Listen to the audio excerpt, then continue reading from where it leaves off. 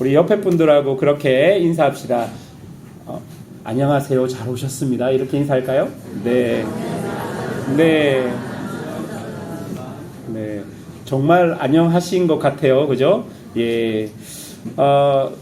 저의 아버지께서는 경상도 부산 분이셨습니다.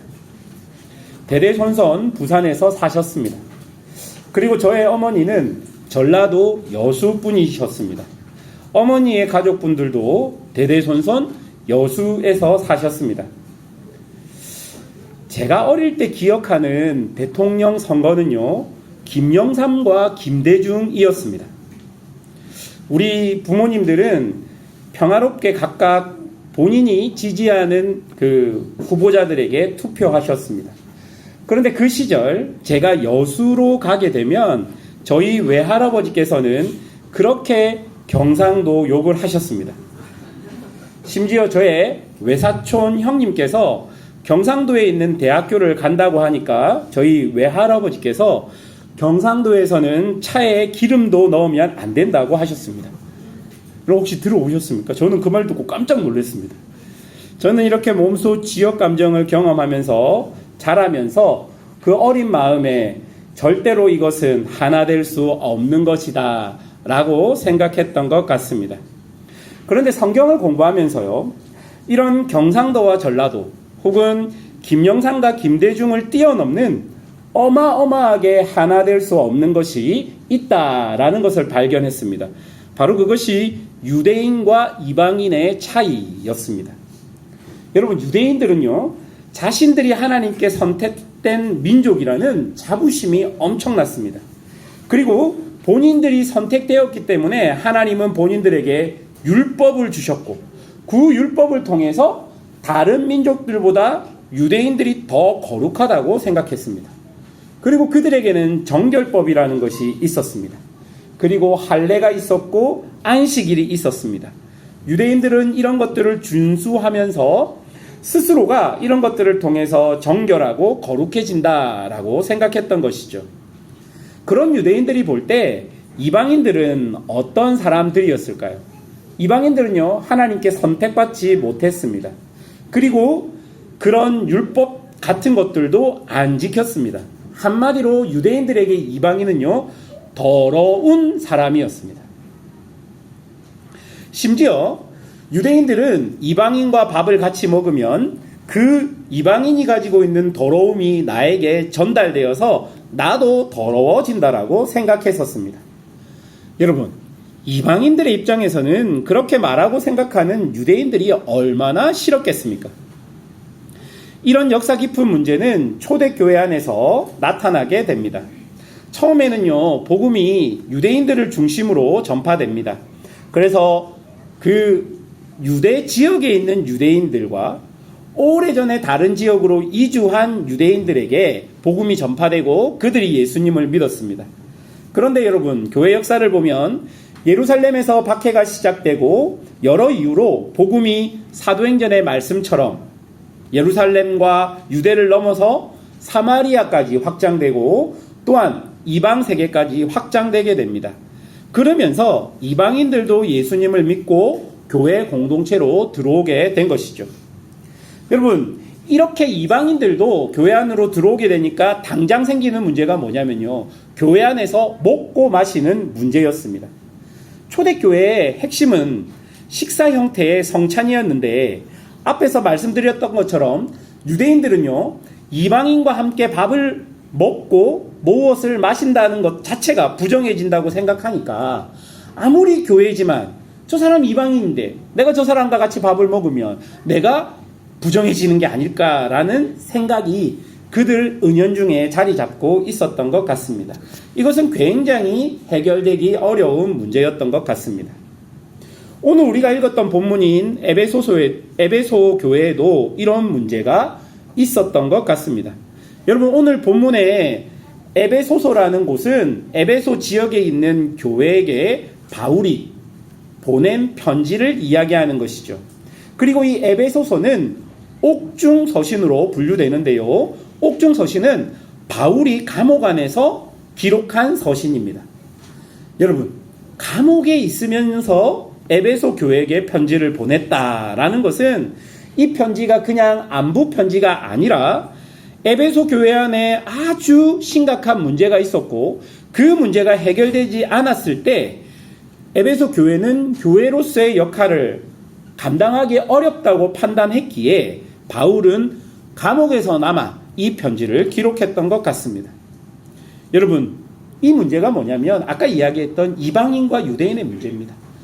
두 그룹이 절대로 하나 될 수 없는 거예요. 에베소 교회에서 이 문제가 정말 심각하게 나누어집니다. 심지어는 상대방이 밥을 먹을 때는 그 다른 그룹이 빠져 있었고 또 이 그룹이 밥을 먹을 때는 다른 그룹이 빠져 있었습니다. 그렇게 시작부터 예배가 나눠져서 예배를 드리니까 얼마나 어려움이 있었겠습니까? 바울이 이런 문제를 보고 이 에베소서를 기록하면서 이 구분, 이 차이에 대한 해답을 바울은 뭐라고 이야기했을까요? 에베소서 2장 14절에서 16절. 여러분, 이것이 바울이 생각하는 해답법인데요. 우리 주보 그 밑에 보면 나와 있는데요. 에베소서 2장 14절에서 16절 다 같이 한번 읽어보겠습니다. 시작. 그리스도는 우리의 평화이십니다. 그리스도께서는 유대 사람과 이방 사람이 양쪽으로 갈라져 있는 것을 하나로 만드신 분이십니다. 그분은 유대 사람과 이방 사람 사이를 가르는 담을 자기 몸으로 허무셔서 원수된 것을 없애시고 여러 가지 조문으로 된 계명의 율법을 폐하셨습니다. 그분은 이 둘을 자기 안에서 하나의 새 사람으로 만들어서 평화를 이루시고 원수된 것을 십자가로 소멸하시고 이 둘을 한 몸으로 만드셔서 하나님과 화해시키셨습니다. 여러분, 바울은 이 유대인과 이방인의 차이와 구분은 이미 예수 그리스도께서 십자가를 지심으로 말미암아 모든 것이 해결되었다라고 말합니다. 아무도 할 수 없었던 것을 하나님의 독생하신 아들 예수 그리스도께서 십자가에서 그들을 나누었던 죄와 그 죄로 인한 저주들 그리고 율법의 모든 것들을 폐하셨다고 이야기합니다.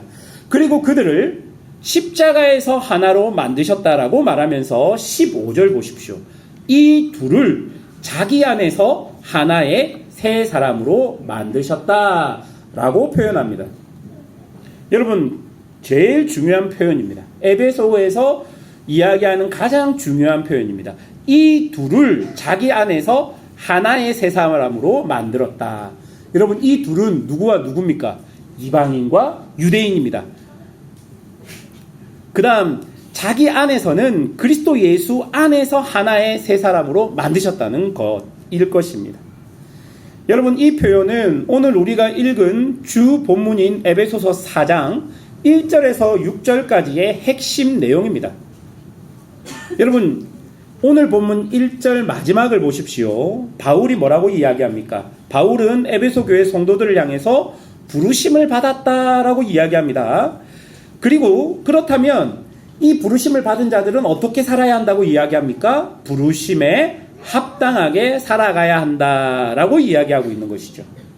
어떻게 사는 것이 합당하게 사는 것입니까? 그것이 2절부터 6절까지 나오는데요. 2절부터 6절까지 나오는 반복적인 단어가 있습니다. 그게 무엇이죠? 하나입니다, 여러분. 그러니까 에베소서 4장 1절부터 6절까지가 우리에게 이야기하는 게 무엇입니까?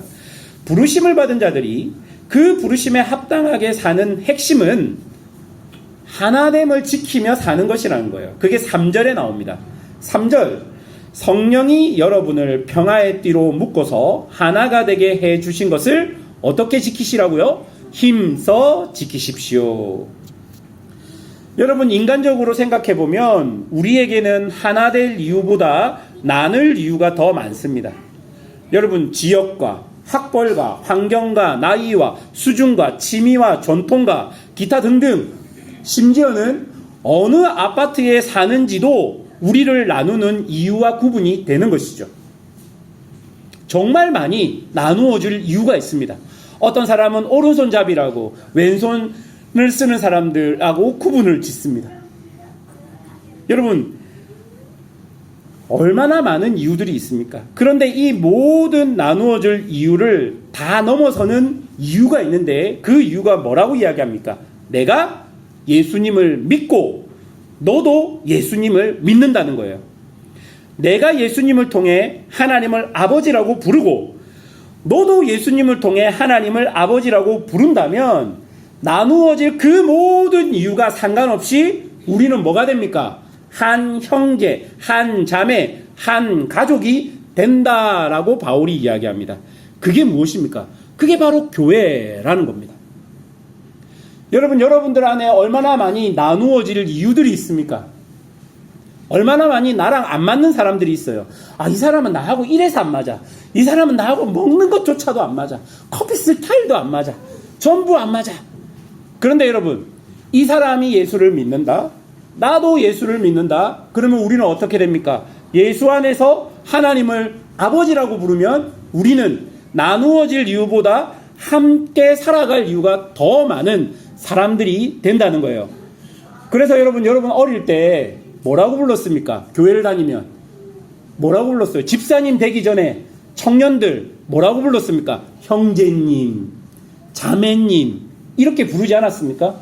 지금은 그렇게 부르는 게 좀 어색하지만 여러분이 청년 시절, 중고등부 시절 누구누구 형제님, 누구누구 자매님 이렇게 부르지 않았습니까? 바로 그런 맥락인 것입니다. 우리 옆에 분들하고 그렇게 인사합시다. 당신은 예수님 안에서 나의 가족입니다. 이렇게 어색할 수가 없습니다. 예. 좀 아시는 분들은 누구누구 형제님, 누구누구 자매님 좀 불러주세요. 안 부르네요. 예. 그런데 이것처럼 이게 잘 안 돼요. 잘 안 된다는 것을 우리가 너무 잘 알아요. 그런데 우리만 알았던 게 아니라 이 안 되는 걸 누구도 알았냐면 바울도 알고 있었다는 것입니다.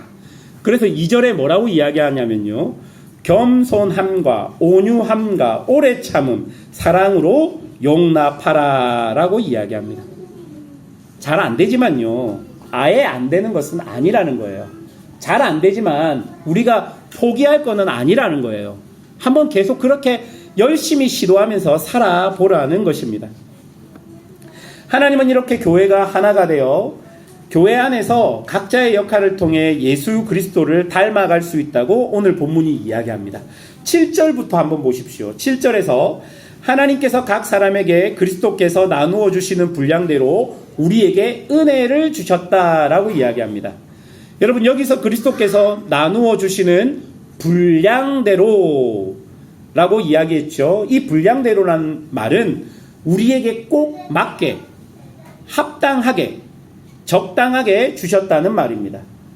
이렇게 하나님께로부터 온 은혜가 우리에게 합당하게 적당하게 꼭 맞게 왔다라는 것입니다. 그런데 왜 이 은혜가 우리에게 왔는 줄 아십니까? 그게 8절부터 10절까지 있습니다. 거기에 보면요. 예수님께서 친히 낮아지셔서 이 땅에 오시고 고난을 당하시고 십자가를 지심으로 죽고 부활하셔서 우리를 죄와 사망으로부터 해방시키시고 더 이상 우리는 이제 죄의 노예가 아니라 하나님의 선물을 은혜로 받을 수 있는 자녀가 되었다라는 것을 오늘 본문 8절과 10절에서 이야기하고 있는 거예요. 높아지셨고 낮아지셨고 그 예수님 때문에 우리가 하나님을 아버지라고 부를 수 있고 그 아버지로부터 은혜의 선물이 우리에게 오게 된 것입니다. 즉 우리가 누가 된 거예요? 하나님의 아들, 자녀가 된 것입니다. 그러니 여러분에게 다가온 은혜는 그리스도의 핏값으로 온 것입니다. 얼마나 귀합니까?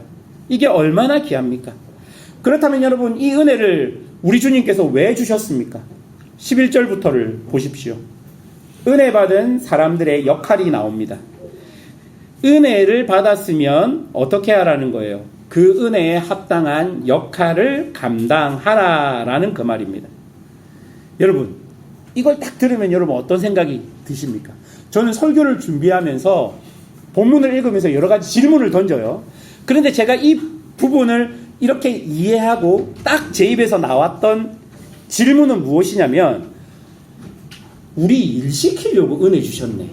그 질문이 딱 나왔어요. 은혜를 주셨는데 그 밑에 보면 바로 역할이 소개되어 있거든요. 그걸 보면 우리 일 시키려고 이렇게 은혜 주신 게 아닐까라고 생각하게 되었는데요. 그 뒷구절을 보면 그게 어린아이의 생각이래요.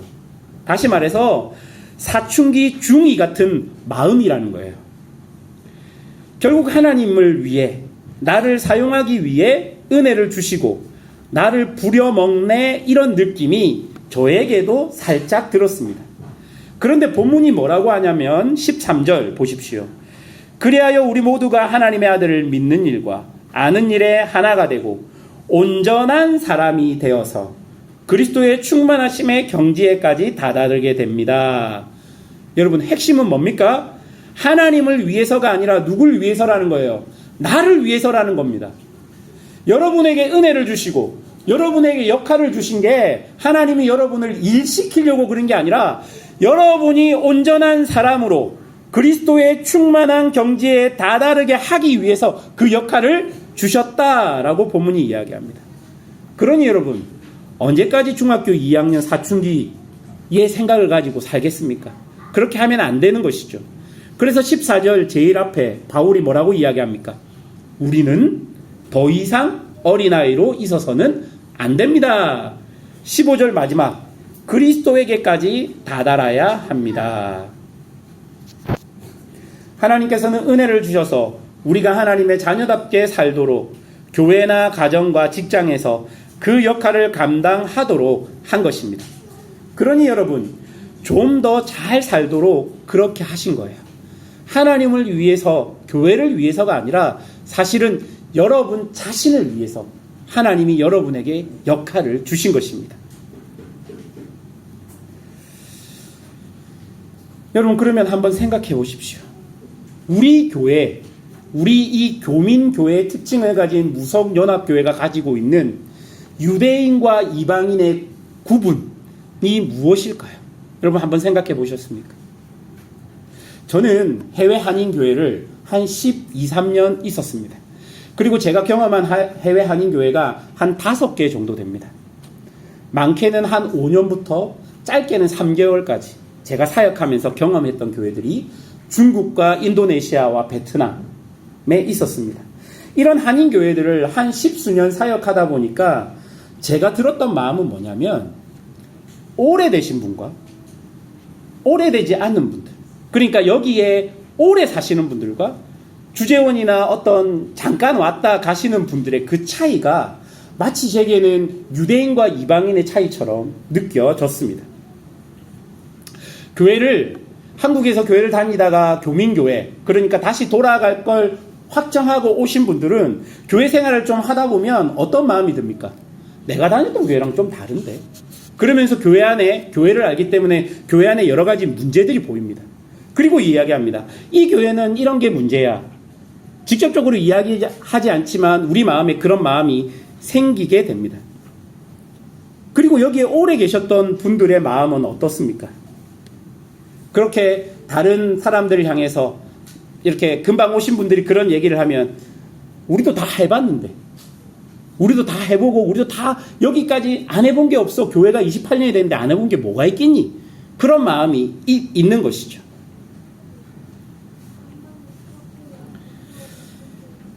여러분, 이것이 우리 교민교회가 극복해야 될 유대인과 이방인의 차이가 아니겠습니까? 오래되신 분들은 정 주면 가더라. 그래서 아예 정을 안 주려고 하죠. 그런 마음이 있어요. 저도 한 10년 정도 이민교회 생활을 해보니까 보내는 게 너무 힘들어요. 그리고 이렇게 투덜거리면서 하는 말, 농담처럼 하는 말이 뭡니까? 일 시키려면 가네. 이런 말 하잖아요. 예. 그게 너무 우리 마음에 진짜 이렇게 와 닿는 현실인 거죠. 그런데 또 오신 분들은 뭐라고 합니까? 왜 이렇게 차가워? 교회 성도가 왔는데 왜 이렇게 차가워? 눈빛 한 번 안 주네. 이런 마음들 있잖아요. 이게 우리가 가지고 있는 어떤 우리 교회가 가지고 있는 교민교회의 특징이 아닐까 생각해 봅니다. 여러분, 우리가 어떻게 이 간격을 메울 수 있겠습니까? 우리가 어떻게 이 상황들을 메울 수 있겠습니까? 우리가 볼 때는 해결할 수 없는 부분들이 분명히 있을 것 같은데 아닙니다. 하나님께서는 이방인과 유대인을 십자가에서 하나로 하셨다면 우리 안에 있는 이런 여러 가지 마음들은 사실 큰 문제가 아닐 것이라고 생각합니다. 세상 사람들은 교회가 문제이다, 교회가 어려움이 있다라고 이야기하지만 2025년을 시작하는 저에게 하나님께서 주신 마음은 그럼에도 불구하고 2000년 동안 신앙을 지켜오면서 꼭 필요했던 것이 교회라는 마음이었습니다. 그래서 교회가 없이는 신앙인들이 결코 신앙을 잘 살 수 없다는 것이 제 마음에 들었던 생각입니다. 사람들은 교회가 세상의 문제라고 생각하고 교회 때문에 스트레스를 받는다라고 이야기합니다. 교회로 살아가는 것이 이렇게 힘든 것인 줄 몰랐다고 생각합니다. 그러나 여러분, 성경은 끊임없이 뭐라고 이야기합니까? 너희가 함께 모여 사랑하라. 너희가 함께 모여 그 안에서 그리스도를 발견하라. 너희가 함께 모여 예배하라. 여러분, 교회가 우리의 대안이 되어야 하는 것입니다. 말씀을 맺겠습니다. 사랑하는 무성연합교회 성도 여러분, 하나님은 우리를 교회로 부르셨습니다. 이 말은 여러분 한 분 한 분이 예수님 안에서 교회된 사람이라는 말입니다. 이렇게 교회된 사람들은 함께 살아가야 합니다.